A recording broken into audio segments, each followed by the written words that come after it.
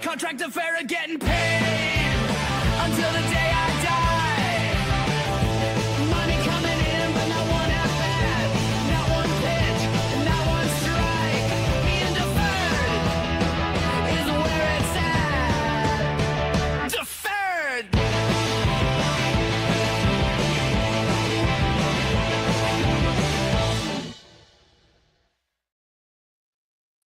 Good evening, everybody, and welcome to this week's edition of Podcast Name Deferred. I am your host, Seven. With me is my right hand, my better hand, even when he doesn't have lotion on. I've got Craig Newton with me. Oh, God. Good evening. Man, that one just came to me. That just came to me. That was actually probably some of the most beautiful poetry I've ever created, I think. Tears in my eyes. Tears in my eyes. Oh, man. How's your week been, buddy? Been busy. Busy. How about you? You know what? If it was any more busy, I probably would have collapsed. But I had the day off, which kind of helped. Got some stuff taken care of. You know, paid bills because they get pissy when you don't. Yeah. But yeah, no, hasn't been bad. Got the chance to watch several angles of the our lead topic for tonight, the fight down in LA last night. But yeah, no, just a good day. Watch the Sox win. Pretty sure the Giants won today too, which I thought was They did. nice. Shut up. You know, it's been a good start to the week in baseball for me, just because the Sox are, won yesterday and today against a really good Brewers squad, and things are starting to look up. Sonny Gray pitched a second straight decent game today. Greg Weissert was pitching and didn't fuck it up. So you know what? I'm in a pretty good mood to start the day. I hope it stays that way. But, we got a lot to talk about tonight. We got I know Dan's gonna be here. He's having some technical issues. He should be along shortly. We've got a lot to talk about. The speak of the devil himself. Hi. Hello, Satan. Hello. Hello, understudies. And How's the Dan, work? how about them Yankees? Good, How about them Yankees today? Yeah. Ryan McMahon, our shortstop. Up in the ninth. That's who we needed. I was like, who do we need up? Who do we need up today in the ninth inning? I was like, you know what? I want Ryan McMahon to hit.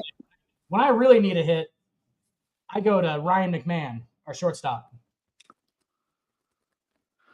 No, that's how big of a package are the Yankees going to need to trade for Konnor Griffin when the time comes where the Pirates decide they don't want to pay him anymore? How much do you think that cost is going to be? Well, we got a pretty good farm system, so we'll be all right. I mean, he's got to show up first. I'm thinking Bobby Witt Jr. is our first selection. I Bobby think Jr. you got a better chance of trading for Salvador Perez than you do for Bobby Witt Jr. at this point. Well, of course. I mean, if the Royals are honest, they'll get rid of Salvi for a couple of shit prospects right now, probably. I would think he's got to have a no trade at this point. I would say if he goes anywhere, it's his choice. Because of the professional courtesy part of the whole thing. Yeah, he's not gonna. Yeah, they're not gonna be like, yeah, see you, Salvi. Thanks for all those wins. Like, don't like you anymore. Are you guys are good on the sound? Are you guys not getting any? Yeah, I hear you. You're all right. You're all right, buddy. You're not getting any from the back. No. Okay. I'm not a Diddy fan. I don't take it from the back, so we're good.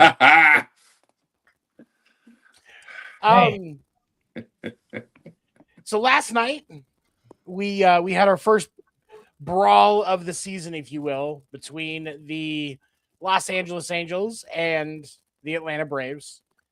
I do have it queued up so everybody can see from the start of that pitch that preceded the brawl. We're going to show that in just a minute. But to set the stage, last night, Mike Trout did get hit by a pitch. So there was a little irritation between the two squads, I would say. Tonight, in his first bat, or night before, Monday night, so it would have been Monday night, Mike Trout gets hit by a pitch. Last night, Jorge Soler in his first at bat. Reynaldo López obviously is the starting pitcher for the Braves last night and gives up a home run to Soler. Soler has actually, like, if you look at the numbers, like 15 for 32 or something like that, like, so Soler beats Reynaldo López up. Soler hits a home run. Next at bat gets hit by, I believe it's like a 95, 96 mile an hour fastball. Hit by pitch. Soler did? Reynaldo López has said, Soler got hit by the pitch. Reynaldo López has said it wasn't intentional. Braves staff is all saying it wasn't intentional. Braves pitching coach said he doesn't allow the pitchers to intentionally hit guys because you can't pitch to them. So I think let's say we'll take it on face value. Okay, now we're gonna start with the next at bat for Jorge Soler. And this is Lopez is still on the mound. Last night. Pitch goes above Soler's head. When it goes wild, ends up above Soler's head. Player that was on first for the Angels steals second because of the wild pitch. Staring him down. Lopez and Soler are already staring each other down. They start jawing. Lopez gonna pull the old. He pulls the. Oh, here it comes. Here you go. Yep. Throwing. So, and that contact on, you can't quite see it with this angle. I couldn't find a good video that had the proper angle, but what you don't see in that angle clearly is that Reynaldo López still had the ball in his hand and was swinging and did make contact with the side of Soler's head. If it was ended up being the batting helmet between, but did make contact. This afternoon it was announced. That Boondock Saints at him. Yeah. That Boondock Saints where he rolls him the cue ball. Yeah. I mean, first of all, you don't try to out crazy a Latino in a fight. Like, just don't do that. I grew up in a neighborhood that was mostly Mexicans. Like, I'm not saying that because I'm racist or anything. They're both Latino, though. Right, but you still don't, like, I mean, but that's the thing is you still, like, it's too just it's level. Don't try to out crazy each other because somebody's going to end up getting snapped or something. Like Soler had a bat in his hand. A couple of cats in the street. What's up, Ando? I believe that is the other brother, if I remember correctly. So there's two of them. Yeah, Ando's got a twin. I'm kidding. I know this. Oh, that's right. Oh, you finished. I'm okay. aware. So it was announced this afternoon. Both are getting 7 games. They're appealing, of course. So let's say it gets knocked down to 5 apiece. Soler homered in his first at bat today. Oh, okay. It is the regular Ando. All right. Soler did homer in his first at bat today. I saw you posted that in the group chat. So my first question, Craig, I'll let you take this one. You got the experience with a lot of the historic brawls in MLB over the year. Is if they stick with the 7 or if it drops to 5 or something like that, is that normal for the punishment they do in a situation like this? Yeah, and it'll drop down to 5. I don't think that the pitcher's going to miss a start, to be honest with you. But I'm really surprised in how stupid he was to hold on to that ball, because what better way to break a wrist, fingers, knuckles, than swing and make contact while holding a baseball in your throwing hand? Dumb, stupid, hot-headed. Lucky he didn't break his hand. I mean, I'm glad the other player Soler wasn't injured, but I mean, still stupid. You got to swing at somebody, swing with your wrist, your fist, with your fist with nothing in it, but your fingers. Old school. Not the baseball. I like Craig's breakdown of that. He's like, if you're gonna hit him, just hit him with your fist, right? Yeah. Yeah. No, it's right though. Like that is, and that's true. Like he definitely put himself at risk because, like we all know, like you learn when you're learning how to hit from a cousin or a brother or something. You don't really want to have something in your hand unless it's like brass knuckles or something like that. You don't want to hit somebody with a ball in your hand because you're liable to break fingers. Like that shit we saw in Boondock Saints. Like somebody does that with a ball, like there's a chance they're breaking at least a finger or two. Like realistically. Yeah. Yeah. I had a friend on the police force tell me that you're not supposed to hit anybody at all, but that's just a lot of backwoodsy stuff going on there, So who knows? Honestly, I bet people would shut their mouths more easily if that was still going on, wouldn't it? Wouldn't have so many people on the internet talking shit, would they? I mean, we can still have people face. Sorry, go ahead. We saw Erica's daughter adjust somebody's attitude for bullying, and I don't think that kid's gonna make that mistake again. So maybe you're onto something. I got beat by a girl in wrestling, youth wrestling, one time. I attribute that loss to the future stardom of my sports career. I was in a low place then, and she humbled me for sure. Beat me in a wrestling match. It's not fair. Where are you going to grab? I mean, come on. Seriously. Yeah, I was too busy trying to hide my boner, Craig. How am I supposed to? What am I doing out here? I'm an adolescent man. You can't have me wrestling on the ground with the girl. She's in a singlet. What's happening? Oh my god. Oh my god. Even then, Tony. Even then, I loved Poon. Even then. Yeah. Jesus. Sorry. Go ahead. And it's been beating you ever since too. Just along with it, like you just didn't beat me in the actual wrestling match, but has been beating me emotionally and psychologically for some time. You can blame almost the entirety of my life's fuck ups on the fact that I lost to a girl in a wrestling match, if you know what I mean. I just started to let him win eventually. You know what I mean? I just started to let him win. Yeah. It just gets the process going a little quicker. You can just get through things more efficiently that way because you know what's going to happen. How old were you when you're wrestling her? Probably like 7 or 8. Oh, jeez. Huge, Craig. No, I'm kidding. I think like 13 or something like that. No. She was like she was probably like 8 or 9. I was probably like 8 or 9. So, but yeah, I did lose though. Really, that's a true story. When I was in high school, there was a one of the guys that was in my same grade level. His growth spurt hit late, and so he was wrestling at like 110, 120, something like that, our freshman year. And he said that most of the time, if he had an opponent, it was a girl. Yeah, but I mean, he won state our freshman year, so hey, you can say she prematurely ended my wrestling career, if you know what I mean. Damn it, Dan. I just switched to basketball. Back on the topic here before we get in trouble. Dan, did you agree with the punishments? Yeah, I mean, I'm a proponent of them just being able to fight, so I think that probably 0 games would have been sufficient, but I think there should be more contact in baseball. We should get home plate. Home plate should be a thing. That should be a thing still. We should be able to trample catchers at home plate. No, I'm good. I got taken out.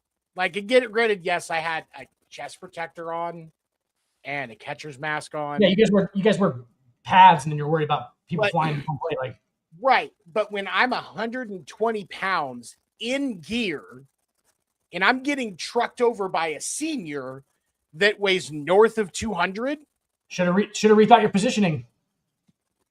Oh, I'm with you, Tony. Yeah, no. It's nice. Suggs, that's actually, man, Suggs, that's where we're at right now, actually. And what's up? Thank you for dropping in. It's funny you mentioned the, being allowed to fight baseball. The ex-NFL player. He There tunes was- in. There was a discussion that I saw earlier that I thought was interesting, that they thought there should be a penalty box in Major League Baseball like there is in hockey. And that adding in a little bit more physicality could be one of those ways to keep people interested in the game. And I was like, could you imagine, Garrett Cole gets pissed off at somebody, intentionally hits him, gets into a fight with him, and CB Buckner sends him out to the dugout, and he has to stay out there for 2 innings. He can't come back out and pitch, and then he can come back out and pitch if he's, if his arms still warm up enough that he can. Or a hitter gets ejected, gets sent to the penalty box, and he's got to go sit in the dugout for his next 2 at bats. And they have to bring up the person on the team who's worst at the position to play that spot for that time. The other team Makes gets an actual disadvantage. Yeah, the other team gets to pick. They're like, we want Giancarlo to play any position on the field. Make Giancarlo play something. We're putting Rafi Devers back at third. We want Giancarlo at second. Actually, we're going to play Giancarlo in center. We're going to get Giancarlo to go center. We want Anthony Volpe to pitch. Yeah. Hey, he could probably throw an 82-mile-an-hour fastball or something like that. He's got a pretty good gun on him. But no, I thought that was interesting. So here's the other question though with it, and this was something that I thought of and I want to get your guys' opinion. So with the way that the suspensions work, let's say it stays 7 games. Soler misses. Okay, we'll say 5. That is 1 start tops for Reynaldo López, but that is 5 games for Soler. Should they be looking at how they punish pitchers for, like, as far as suspensions are concerned, considering they don't miss games the same way a fielding position player does? Craig, what do you think? Yes, and he won't miss a start with a 5 game. He'll be back in time to make a start. Guarantee it. Was there ever anything, and I'm asking you this, Craig, because obviously you've been around the game a lot longer than I have. Not disrespectfully, just statement of fact. Yeah. Was there ever any discussion about doing it differently as far as punishing pitchers differently because of how they're paced versus a fielding position? I never heard any circles discussing that at all. It was kind of like, let's just get it over with and move on. I never heard any general managers. I never heard any former players talk about that. It's a good question, but in my circles, that was never brought up. No. Dan, do you think there is a better way to do it? They actually had a penalty box when I played football in Australia. They had a football penalty box. Swear to God, like if you got a personal foul, you had to go to the penalty box. I'm going to give you guys one guess who was the first guy in the penalty box. It was you. Yeah. And I didn't even do anything. Just talking shit, I'm shocked. Got a personal foul called against me. I'm shocked. It was fun. No, I don't believe that. I think you there was more to it than that. Well, I mean, no, not. I mean, yeah, sure. Like you threw out the Australian version of the N-word at somebody, and they were like, "Oh, yeah, no." All I said was like they were. I got tackled onto their sideline, right? And they were all over there talking shit because they were all surrounded around me, right? Because it was their sideline, and they're over there talking shit. And I was like, why am I down here? Why the fuck am I way down here? And I was on like on the 30-yard line. I returned to kick it up to their 30 or whatever. And I was like, hey, why the fuck am I way down here? And I just started talking. And they just, there's a bunch of them. One of me. I got real like chicken in a corner kind of thing. Start throwing punches. No, I'm just kidding. No, they put me in a penalty box. So I met and then my coach showed up. The actual head coach shows up like late for the game. And I met him while I was in the penalty box. And he was like, I was like, come off the field. And he was like, that was a dumb penalty. And I was like, hey, nice to meet you. Coach Best over there. Hi, nice to meet you. It's like, I'm going to go to this penalty box here. This guy's like, hi, okay. Yeah, but yeah, no, is there a better way to punish pitchers than giving them the same number of games that you would give a fielding player, knowing that they're missing a lot less because they don't play in every game? I think you have to make it at least even, right? I mean, you have to, like, Jorge Soler loses actually that. It's weird, though, because not every game is really like, I think about 5 games is probably the equivalent of how much one pitcher start means, though. Do you know what I'm saying? Like this, in the grand scheme of things, because they only make the 30 some a year. So if you, that math does work out. If you do like, they make 30 starts a year, 5 games, right? I mean, that's like, so they should probably miss 5 games. Like they should miss 5 starts. Correct? I mean, that's No. I don't know that I would quite go with that. You're correct, Craig. Yeah, I'm sorry. You're correct. I'm a little stoned. That little stoned, Craig. Sorry, I'll stick to it. No, I was kind of making that point. I was saying like they're not equal in games. So like 3 to 5 of Jorge Soler's games are equal to 1 start essentially. So like that's I don't hate that honestly because that's probably what it should be. Correct. I mean that's yeah, because like he's going to get as much. Yeah, if he has a good start, it carries on for 5 games. If he has a bad start, carries on for 5. You know what I'm saying? Like that's kind of my thinking behind it. Is because I understand that it's not going to be game for game because their starts mean more than that. Obviously, and they do more of the work during that fight. You know, during their start.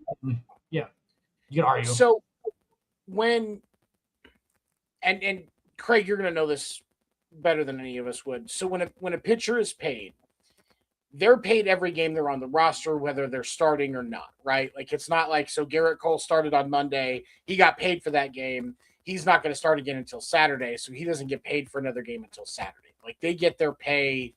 It's essentially it's a per game that they're on the roster, right? As long as they're on the 40-man roster, they're getting paid. Yeah. Okay. Yeah. Every day, just or whatever. Every day, not every day, but. So that would be the only other thing where it would make sense because Soler's losing 5, 7, whatever it ends up being.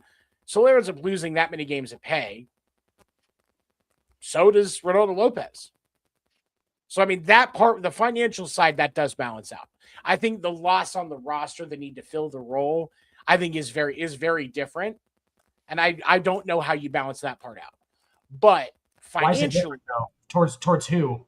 Towards the batter or towards the pitcher is what you're talking about? As far as who's losing more? I would honestly say that the Angels are losing more. Yes. Because let's say let's just say for the argument's sake, Reynaldo López misses 1 start so that they can keep him on schedule. Just as an arbitrary thing. Let's say that's where it's at. They're only having to plan for 1 game without him. Whereas the Angels, Soler is Soler's an everyday guy for them. So that is 5 games that they have to plan without it. So, but one could argue because Soler was the one that ran towards the mound, he is the official instigator at that point because he initiated that. And so he deserves to see more of a punishment in some regard. And so to that point, technically it is. In this case. Now, if López was the one that ran forward, then maybe you would look at giving López, trying to make sure he misses at least 2 starts versus, versus the 1. But I think it's definitely more on it's got to be more on the Angels. For how long you're without Soler versus how long the Braves are without López. You got a guy in the field. Every inning that a pitcher's in the field, right? Because Jorge Soler plays right field, I'm pretty sure. Correct? So he's out there much. He DHs some, but I think he's pretty much in the lineup every day from what I've seen. So he's either getting. Oh, he does DH though. I think you're correct. Yeah, so he does. Hold on. No, I need to look because maybe. I think he does. I think you're correct. But the thing is like that. So that changes the conversation around this particular case. You know what I'm saying? This is a case to case because if the guy plays the field, I feel like it's even more. You know what I'm saying? Because that's a huge part of the game that.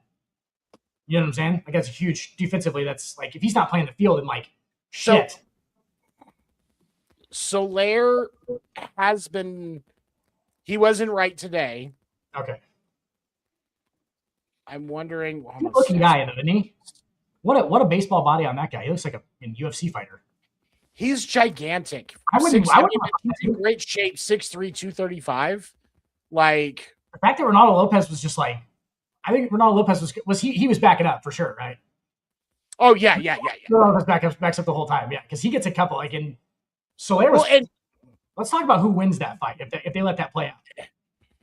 Oh, that's Soler. I'm taking Soler on that every 10 times out of 10. Well, so Greg Weiss tackled Soler. That's when in that video we watched that when the fight's going on, Soler goes to the ground. That is the Braves coach Greg Weiss, because obviously Soler used to play in Atlanta, and when he was asked about it after the game, Weiss said that he knew Soler's a big boy, and he was strong, and he wanted to make sure nobody got hurt. So Weiss knew that he needed to protect Reynaldo Lopez from Soler. Like that's the coach. Like that to me says something. But yeah, it's Soler. I think he DHs some and he plays at right field. I think they're kind of platooning that a little bit, similar to what Boston's doing, where sometimes when one of those guys is DHing or getting a day off or whatever. So, and I would assume that he fills in for Acuna some, because Acuna is still going to have load management days. Is that the same white guy that played for Atlanta? There was a Weiss in the 90s that played for Atlanta. Weiss. Is that the same one? Belgium dip, guys. I think so. I think he played for the. I think he played for the Braves in the 90s. I get most of my 90s roster information from the game King Griffey Jr.'s Slugfest on Nintendo 64. It was a great game, and it had that was a great game. Great game, and you had the Griffey cheat where you could go start left, right, left, or whatever, and he would like point towards the stands like do the Babe Ruth, and then everything you hit, if you hit it, it was a home run, and that was the cheat code that you could do. So that's no Griffey because he was that good at that point. But yeah, that's the Weiss guy. I think he played second base. Something like that. He played. Brandon, if you're still in the chat, if you could confirm it, I'm pretty sure that he played for. Can you look that up? Can you look that up, please? Thank you. All right, so yeah, that was interesting. I mean, and a brawl can really get a team going. Does either team come out of this a little bit more momentum? I think obviously the Braves won yesterday, the Braves won today, and today's win was 8-2. I mean, does either team come out of this a little bit more unified? Because a brawl brings a team together. So, like, what do you think comes out of it? So looking a little bit further into it, I mean, obviously the Braves are talented. Obviously the Braves have a World Series roster probably at this point. Have you watched? I mean, so if you watch the Braves play, try to keep the green screen setting off on your TV if you have one, because they will literally make it go into a panic. With Ronald Acuna wears the most neon green I've ever seen a player wear in my life. He looks like you could change his whole body while he's running into like a different thing. Like it'd be like he's a dragon or something. No, like he's trying to do it. It's weird, but no, they're a World Series roster. Like I love Ozzy Albies, and like Albies is like the weirdest guy ever because like he's like the switch hitting second baseman. It's like he's just a fucking unicorn. Like they have a bunch of them. Like the Austin Riley's a stud. Then obviously the pitching, Spencer Strider, he's my boy. Hell of a fucking mustache on that guy. Tree trunks for thighs too. Yeah, just does not skip leg day. Just probably second best ass in baseball. Behind, of course, Giancarlo Stanton, number 27. Yeah. Has the greatest ass in baseball history. Just throwing it out there. And Craig knows this because Craig voted for the 1983 best ass in baseball San Francisco Chronicles. I'm in there, Craig.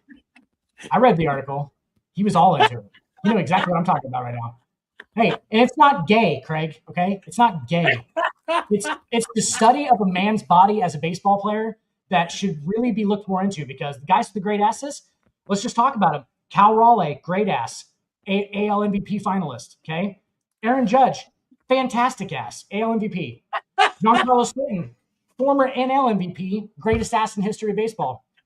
Gonna hit 5. You know how many asses I saw in a locker room from 1994 to 2002? That's why I'm telling you, because I know that you know. If anybody knows, Craig, it's you.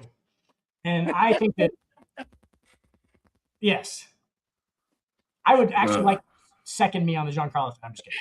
No, but Ozzy Albies, also great ass, no play second base. But the Braves are World Series roster for sure. But like, what does it do for Craig saw more ass in those locker rooms than Diana Rossini sees on a weekend out with Mike Vrabel. I've got stories to tell you off the show about covering the Raiders, back in the day. One player, Charles Filia. I'll fill you in on him after the show. Wait, Charles Tillman? No, Charles Filia. Filia. Okay, sorry, I didn't see that part. Okay, I'm looking forward. I'm making a note of that. I want to hear about this. Okay. Hey, Tony, you know what it is. Dude probably had a dick on him, looked like a fucking he was socked with wet sand. Chris Jones. He was Chris Jones before Chris Jones was Chris Jones. Oh, my dick came out. Yeah. Stay tuned. Stay tuned. Chris Jones is the only NFL player to get a sack at the NFL Combine.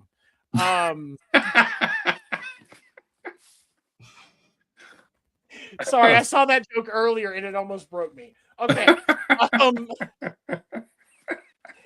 Konnor Griffin signed a 9-year, $140 million deal as the future shortstop for the Pittsburgh Pirates. Did get called up.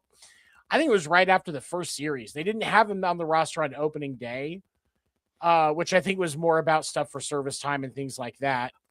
But they did call him up within a couple of days of starting. And it was said last week that they were looking at a deal for him. Like it was close. The deal was close for him. And then he ended up signing it. It became official today. Since he came up he's played in 6 games since he came up. He's got 3 hits, hasn't hit his first home run yet. He's already played a game? He's been in 6 games. What's he hitting? Sorry, I missed that. 167, which as a 19-year-old Major League Baseball, I'm okay with it. He's getting his feet wet. Yeah. I don't think he's even played more than a handful of AAA games. Like, it's a hard game. It is. And especially when you think about the list of talent that the Pirates have opened their season to. Like, true or false, Craig? Baseball is probably the hardest hand-eye sport that exists. Yes. True. Yes. Probably, it almost has to be. There's no I don't know. It's just a weird, it's almost like juggling, but it's at 100 miles an hour. That's what I can describe it. It's what are we doing? How the fuck do you guys even do? I don't know how it's possible sometimes. I'm like, what the fuck are we talking about? With pinpoint accuracy. Yep. Within inches. And the ABS system has shown it to me even more now. I'm this ABS shit. I'm like, dude, what in the fuck? A 0.1 inch, and this dude called it correct. And I'm like, okay, this is what we're doing, I guess. Wow. Well, I mean, you think about it, that's how accurate the system is, though. It's even more than that. Is 1/16 of an inch accuracy is how accurate the ABS system is. Which to me, it shows me I have gained respect for the good umpires. Yes. I have more of an appreciation for them. Now, me personally, I also think that they should take CB Buckner out of rotation behind the plate. Not just because when he's in the full umpire gear, he looks like an actual human fucking turtle, but because even with the support of the ABS challenge system, he's still just a dog shit umpire. It's C. Bonatello or whatever. He's a fucking Ninja Turtle. For me, it's with Buckner, it's a different thing. It's just because he's been as bad as Angel Hernandez was for a while. Like he had that reputation. It was just social media picked on the white umpire, the not black umpire, because I know Angel's like Hispanic, I guess. I don't know. He's definitely his name's Angel. But like they picked on the non-black umpire first, and now he's gone. CB Buckner, actually, I'm pretty sure he was going for longer. He's been going for longer because he's in like 25, 26 years. And now the focus is all on him. And the number of people that didn't know that it wasn't just Angel Hernandez. Like there are a couple umpires that are getting exposed right now. I have a theory on this, Tony, and it's only the dudes that have been around for a long time. Okay, look at every dude. Okay, so it's only and I'm not. Has nothing to do with their age or their side or anything. I'm sure these guys are fucking tip top for real. Like they're usually very like intelligent dudes, and they're, you know what I'm saying, like they're very on it. Like they're still very fucking with it and shit. Nothing against that. The older guys just are from an era where when they were wrong, it didn't matter because they were the fucking umpire and they just called it. And it was like, hey, I called it, right? And like, they didn't have somebody going back over their work with a fine tooth comb because, and you know what I'm saying? Like they could make mistakes and it wouldn't matter because they can technically be like, yeah, nope, it was there. Like they didn't have everything on instant replay, like fucking, do you know what I'm saying? Like it wasn't like that. It wasn't like this micromanaged as far as like the umpiring goes. And like now that they're being literally judged to within, like you said, 16th of an inch precision, like it becomes every single decision they make can literally be proven basically. Right. And then it's like, then it's like, oh, I was wrong. And now I have to stay wrong, which like sucks for them because they have no basis in the argument then, you know what I'm saying? Like they're just like, oh, fuck, I guess I suck. Like that's the whole, you know. Think about this though. The players have been under that same scrutiny for a long time. Oh, I'm not holding one of these for fucking umpires at all, but I'm just saying. And so like for me, when I look at that, it's a case of the playing field is simply level in that regard now. And it's, you know, because if Garrett Cole misses a couple of pitches throughout the course of a game, and those are the ones that are against that yard, he's going to hear about that for the next week. CB Buckner doesn't call a game correctly, he's going to hear about it for the next week. It's all part of the product. And the fucking pitch clock has made it like the pitch clock was a good Rob Manfred decision, and that's one of the only times you'll be able to hear that phrase being uttered on this show. Is that was a good Rob Manfred decision because it really was like, it adds like an almost like arcade like quickness to the game that wasn't there before. You know what I'm saying? Like there's no like a dude walking around the mound like this is fucking boring. Like what the fuck's this guy doing? Like I was never really like that, but like I understand how that was a thing. When you have games going 4.5 hours, like I understand it's a whole fucking marathon. It's a whole thing. Like yeah, we need to just speed it up a little bit. But like yeah, as far as I don't know if I like the fucking new with the umpire shit, dude. With everything being so precise and stuff, it's like, what are we doing? Like like I don't like them coming off the base and stuff and getting tagged out for, you know what I'm saying? Like it's almost like it's too many replays, too much slow motion. Like I don't know. Do you agree with me on that at all, Craig? I don't know. No, I like it. Sorry, I like it. You like the new. So like, do you know what I'm talking about as far as like the them getting tagged out off the base though? I don't like that. No, I don't like. Yeah, I don't like that. But I mean, I like the fact that the game is speeded up. I like that. Yeah, me too. No, 100% on the speeding up. That's a good Manfred decision. But like the micromanaging of the actual like every inch of like in the super slow mo like fucking replays where the dude just comes off the bag a little bit, and he gets tagged out because he was there clearly there though. You know what I'm saying? Like, and then just comes. I don't know. I feel like there's some weird decisions of it. It is good though. So it's better. I see what you're saying. And like to a point, I get it. But the way the game has been played for a while, if you're sliding into a base and you come off the bag and the umpire sees it, you will be called out. Like that part has not changed. It's just more visible now.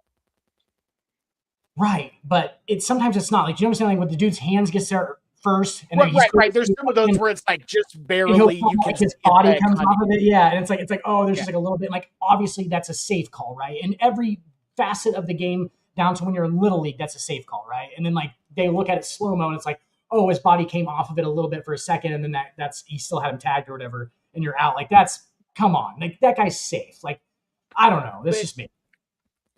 That's the hard part about that is you've got to be able to, because if you're the team that's on the receiving end of that, if they can get that out call, you've got to be able to check it and get it really quick. Like it's got to be something where you're already saying, hey, hold on, we're going to check this real quick. Yeah. And decide if they're going to challenge it. And you've only got a split second to make that. So unless there is, you've got to have something clear and quick. That's something that to know for sure, because a lot of those are going to end up going by the wayside because of that. Sure, after the fact, ESPN's going to catch it. MLB Network's going to catch it. We're going to see it on John Boy.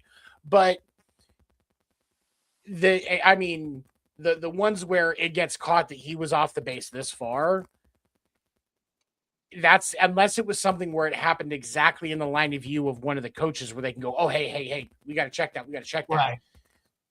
Those aren't going to come up as much. Sometimes, yeah, because you're right. Because I haven't really seen that many of those plays, I guess. So I might be nitpicking a little bit on it for sure. But also that, like, you could also argue like slide feet first. Then you're always on. You know what I'm saying? Then you stop yourself on the bag. You know what I'm saying? For real, like slide feet first, and then you would stop yourself on the bag, and you're always on it. You wouldn't come off of it at all anyway. So I mean.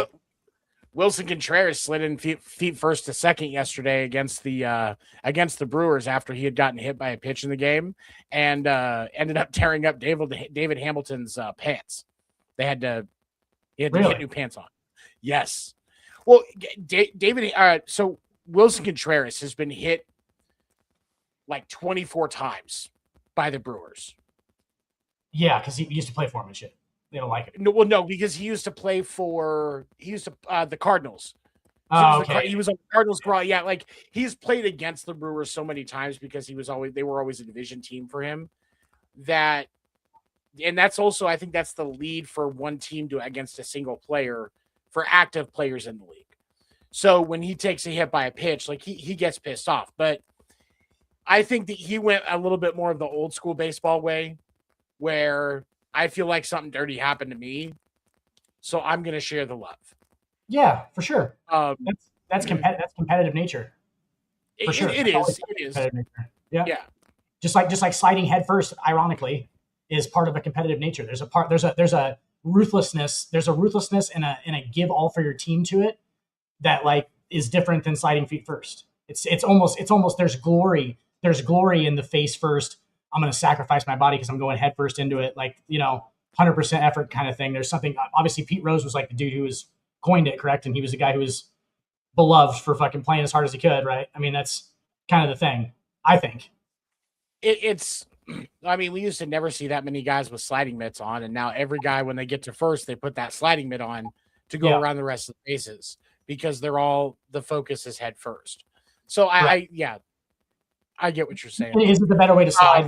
Probably sometimes. All right. Let's get back on topic. Konnor Griffin, do you guys agree with the decision to extend him now?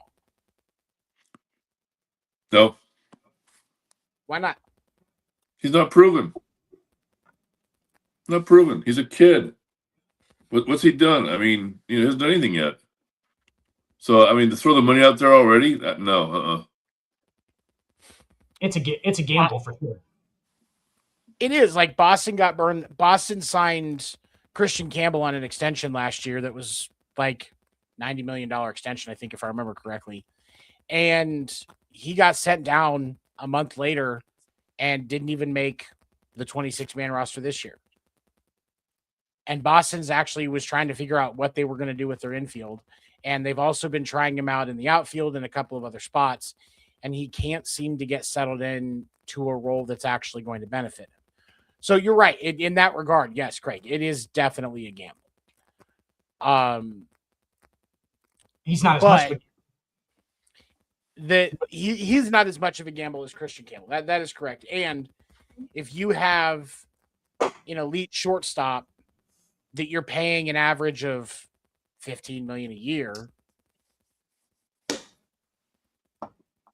that's obviously the win in the gamble, right? Is that if he does turn out to be who they think he's going to be, they are who we thought they were. We're gonna that's who Jackson Holiday is another example of it. Yeah, he took some time to come into his own. He's doing better now, but he started rough. I think Jackson was a slightly different case though, because He's still young. I think part of the reason with that Jackson got called up earlier than he should have the first time was because of who his dad is. Yeah, for sure. And I guarantee. Whereas, yeah, like with Christian Campbell, like he had kind of earned his way because he had a really good spring training last year, and I think the Sox kind of pulled the trigger a little bit too quick because once he fell out of that, because he had a lot of success in April, and then in May he just completely dropped off, and it didn't make any sense. So I get what Craig's saying on this one, because that's still a risk, and you could end up having to pay $140 million to a kid that doesn't do anything for the organization. The contract should be paid off of what he did, not what he might do. I mean, he's got to pay his dues. I mean, if I'm a veteran and I put my years in, and this kid is, 6 games in, he gets this huge contract, then I'm not really happy about that. This idea of, well, hey, good, good for the kid, hey, it's good for baseball. No, if I'm a veteran, I'm pissed. That's just, he hasn't proven anything yet. He hasn't made an all-star team yet. I mean, they have him under contract for what? How many years before this extension? How many years? At least 3. Rookie deal is because he was a high draft pick, so I would say he was probably on a 5-year deal plus the arbitration years, or at least 3 in the majors before he gets into arbitration years, probably. So 5, yeah. Yeah, three majors to get 5, yeah. So they had plenty of time to sign him to a rewarding contract, but just to throw the money out there, yeah, that's foolish. We talked about Konnor Griffin a month ago on the show, I think, didn't we? Yeah, because there was if he had been on the opening day roster and got a hit, he would have been the youngest kid to ever get a hit on opening day on a Major League Baseball roster. He ended up being like the second or third youngest based on when he got his first hit. I can't remember what it is off the top of my head. One of the arguments that I saw about it was that with the fact, expecting that there's going to be a salary cap coming through with the next CBA, these contracts that are getting done now are going to have some type of a grandfathered rate with less of a impact on the contract or on the cap than the deals that are signed afterward. But you could at least wait until September. Yeah. You can still get it done before the CBA expires so that it's going to be grandfathered in. Exactly. So that you know more about how he's going to respond. So you don't have a situation like Christian Campbell. Yep. Foolish. But again, like you said, it's a gamble because again, if he draws, do what? They didn't give the Red Sox didn't give Christian Campbell $140 million, did they? It was like 90. Oh boy, okay. 90 something. Hold on, let me. No, that makes sense because if it does, that's all about the gamble though. Because if the gamble pays off, then you have prime Konnor Griffin at 24 years old on what, $9 million a year, something like that.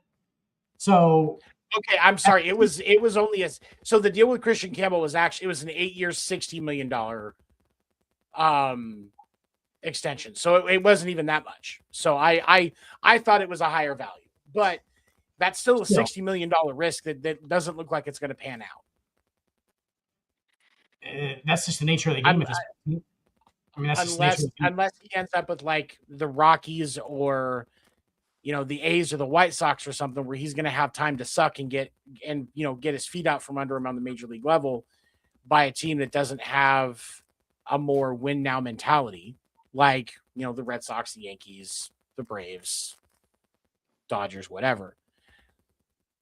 That may end up being what it takes for him to actually pop up, but any team that looks at a trade involving him sees that $60 million contract for an unproven kid. Right, and that most of which they're going to have to take on. Right? Nope, I wouldn't. Well, if Boston's trading him, they're sending money for that contract. Right. Yeah. It's almost a guarantee. And I would say probably a large portion of it. Yeah. And that's so again. So you guys are going to make up the difference. Yeah. This is what we would have paid him. You guys overpaid him a little bit. This is what we would have paid him, and you guys are going to make up the difference for it. Yeah, Brandon exactly. Brandon asked for the A's saving money until they move to Vegas.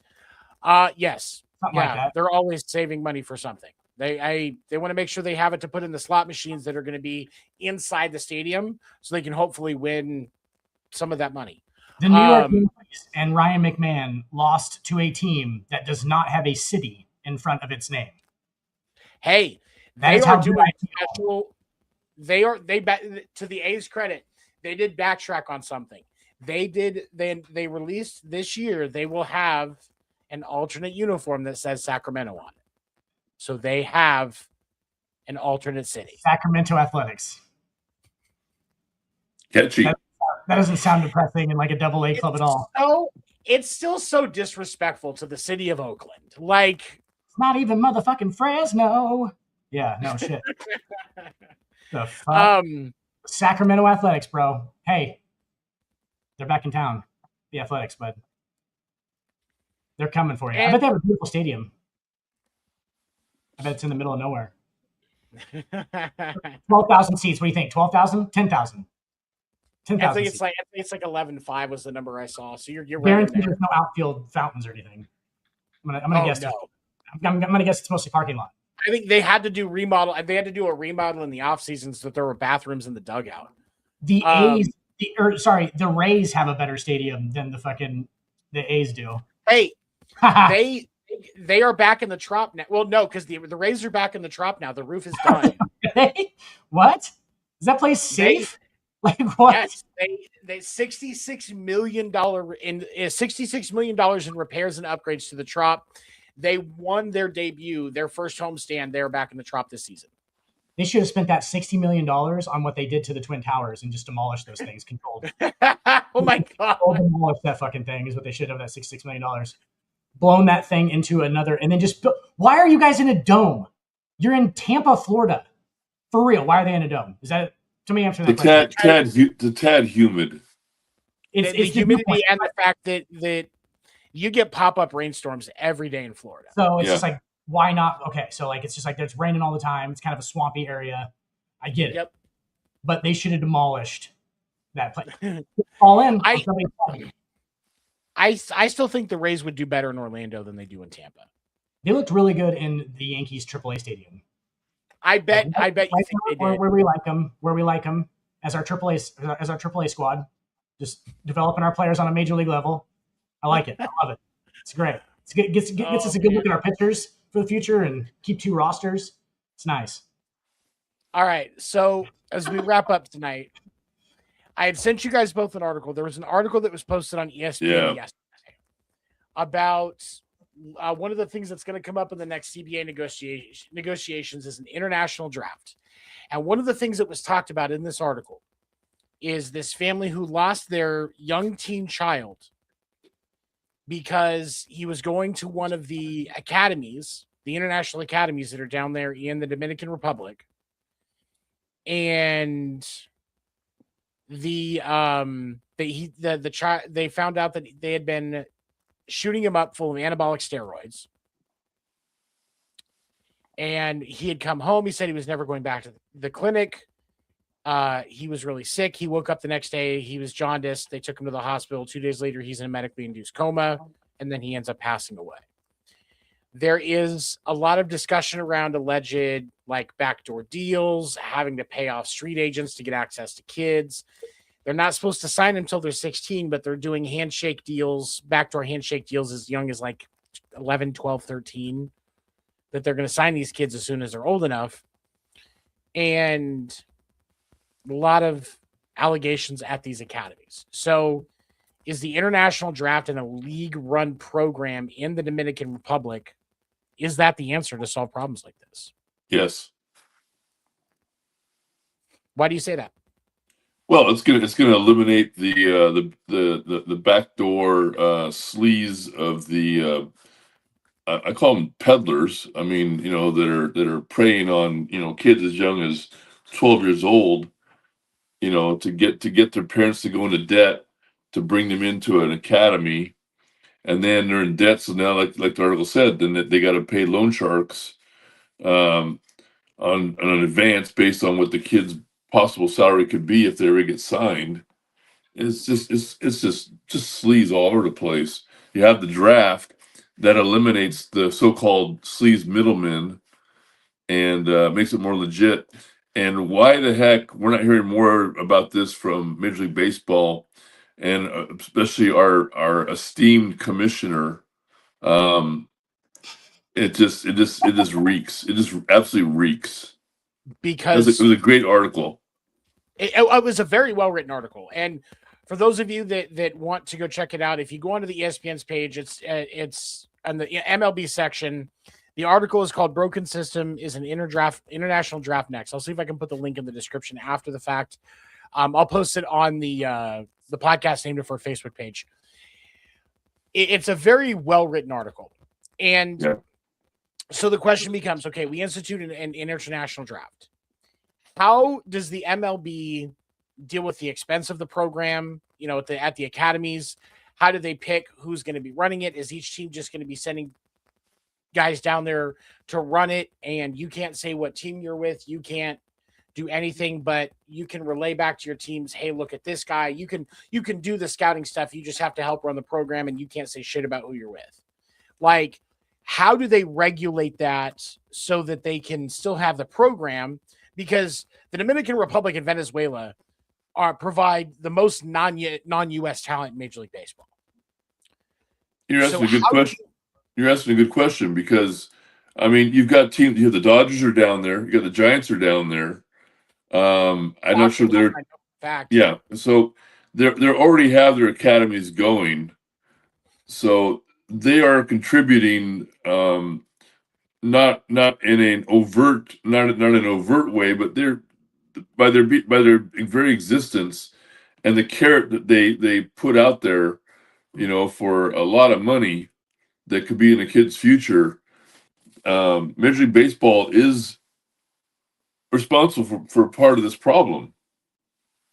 And then, you know, again, how are they going to handle a draft when you got if I'm the Giants and I'm putting millions of dollars into this system, and now there's going to be a draft, and I'm not guaranteed that the players that I've got in my academy are going to be on my team.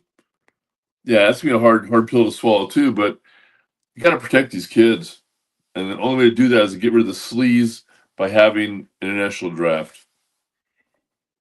It's a mess. It is. And the Players Union has said that they are against it, that the league just needs to enforce the rules that they have in place now, which we've seen that kind of strategy work with certain things like the sticky substance rules. Like, that solved a lot of that problem simply by enforcing what they were doing and just adding an actual check to reinforce the rule that's been on the books for several decades. So I would not be surprised if there is at least some truth to that. But the other side of it is you've got to protect those kids. Yep. And their families too, because they as soon as they make this agreement, they're already in debt for how many years? I mean, you know, for loan sharks and everything. It's terrible.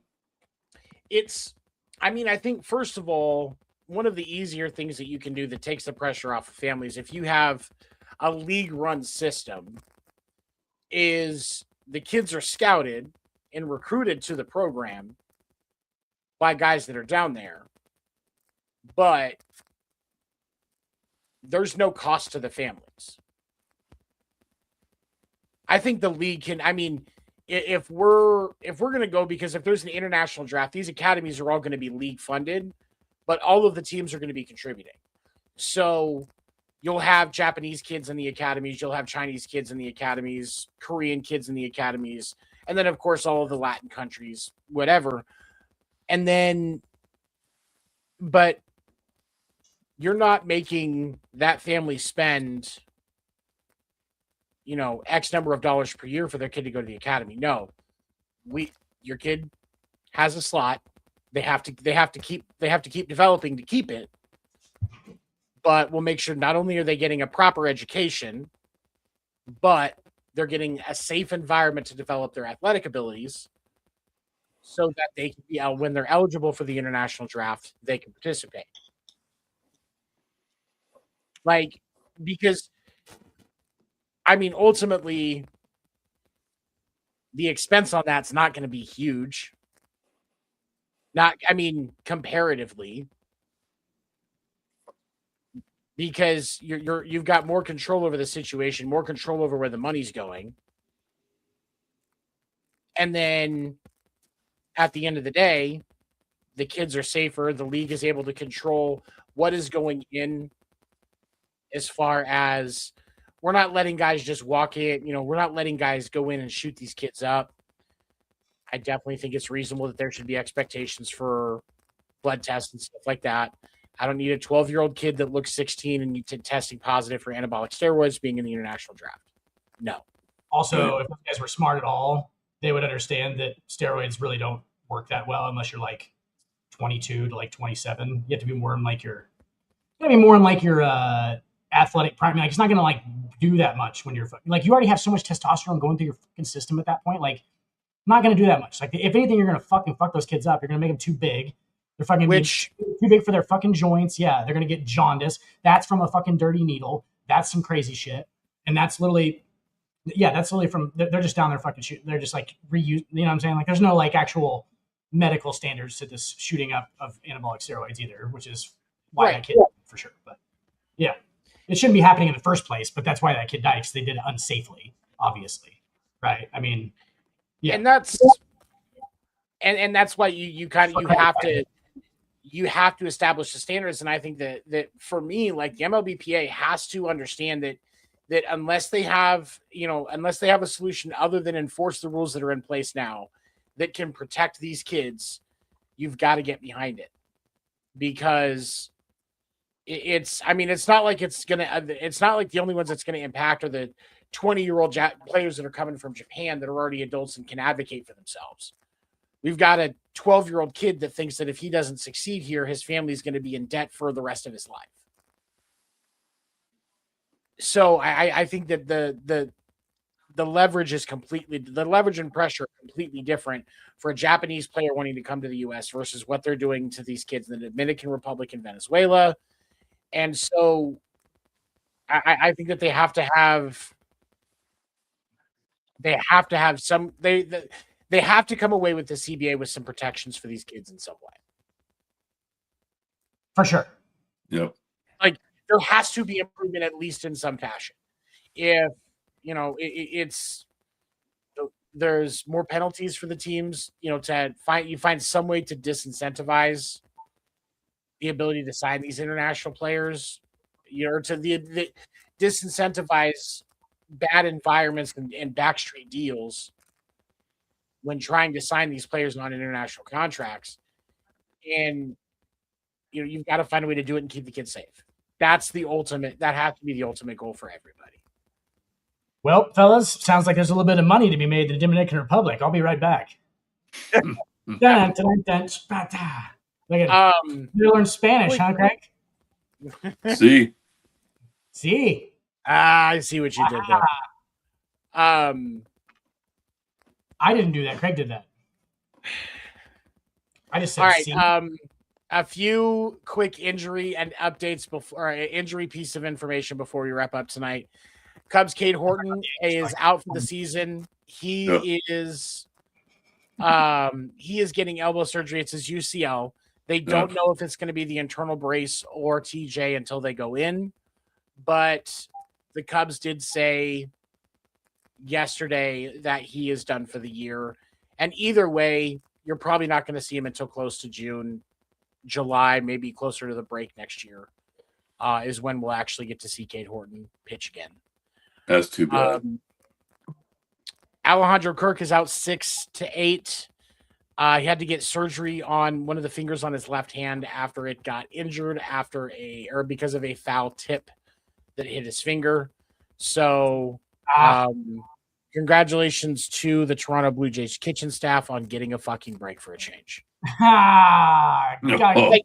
Kicking the guy when he's down, Tony. Listen. Even if he is fat. There are the two biggest lies on the internet are that there are hot singles in my area and that Alejandro Kirk only weighs 245 fucking pounds. I love that. There is no way that's true because he's 3.5. He's an inch taller than me. And if he weighs the same amount that I do, but looks like that, in there somewhere. Yeah. He has a fucking air filling spout somewhere on his body. He's in a human inflatable. You guys got there is no way. No way. Okay. Horse all right, before we wrap up, Suggs asked, what's Seattle's issue? They were just up, 2 years ago, and they have just fell apart, it seems. Seattle has struggles with consistency, but I think it's a rough start to the year. This furthers our fairway talk into why Cal Raleigh is not having as good a year. Let's be honest. He did finally get his first home run. He's not shooting juice into those big old booties of his. Big old butt cheeks. Not shooting juice into those things. He's definitely not juicing. That is for sure. Yeah. I think that the Mariners are off to a slow start. They'll be all right. I mean, they're not like their issue right now, crazy enough, their issue is actually their pitching more than their hitting. Because they're hitting bad. I mean, when you look at that rotation, it's crazy to think that.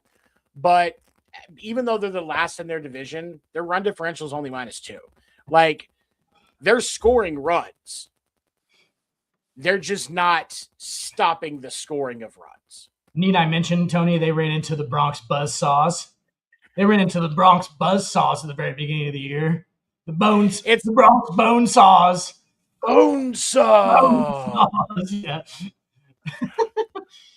Was that the first? Yeah. It was the first Spider-Man with Tobey Maguire, right? Yeah. But it's Macho Man. Boom. Yeah. Ooh, yeah. He's like, ooh, yeah. So the series that the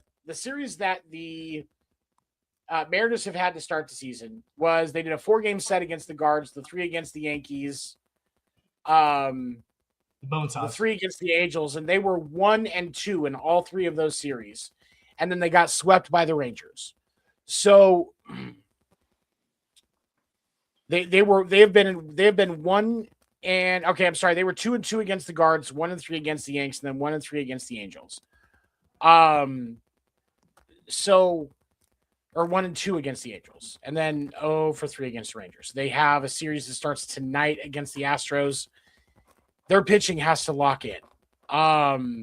Their team ERA is, I've got to see, it's not great. It is not great. It is not great. I saw it at one point. Hold on. Hold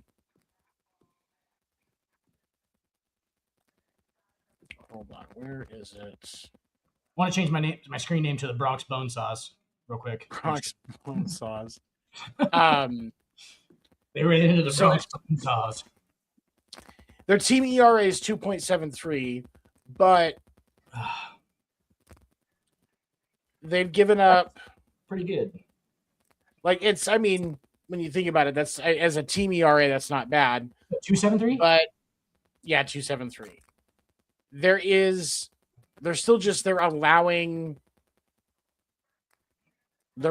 a lot of runs, and it's a lot of it actually from some of the numbers that I'm looking at. A lot of it seems to be from their bullpen, because there is a total of 1 hold from all of their relievers so far off of 12 games. Yeah, the Yankees scored 10 plus runs twice in that series against them. That kind of fucks their ERA up too. But we actually feasted on their starting pitching. George Kirby was one of them that we feasted on. And Tyler, damn it, what's his name? Gilbert? Yeah, Tyler Gilbert. Logan Gilbert. Logan Gilbert, sorry, yeah. Logan Gilbert and George Kirby, we both feasted on. They had bad starts. So and they have 2 of the highest ERAs on the team. So yeah. You are correct to a point. Like, they have had, like, and especially for them, bad starts from Gilbert, bad starts from Kirby, and Brian Wu did not look good yesterday. He didn't have a good start. Woohoo, 7. Woohoo. Yeah. So definitely, there's issues all around. Just you have one bad spot from each guy and your pitching staff over the first 12 games of the season. Like that rotation's not nice though. If they're all on, I think it's one of the better rotations in baseball. They'll be all right. So to answer your question, what's happened to Seattle? Maybe nothing. We don't know. They might be fine. Julio Rodriguez is a stud. I don't know if he's like almost 2. Oh wait, was Wu today? Well, hold on, was Wu today?